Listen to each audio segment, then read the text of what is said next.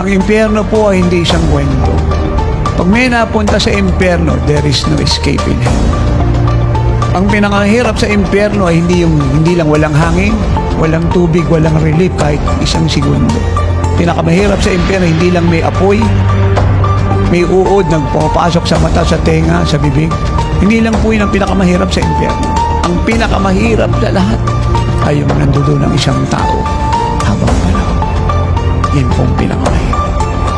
There is no escape in hell. Hell is a place that no one can escape. Pag narinig niyo po ang salitang eternity without end. Kaya pag binasa niyo ang Bible, ang karugtong ng salitang hell ay eternal punishment. Walang wakas na pagturusan. Because hell is a place that no one can escape. It is a place of no return.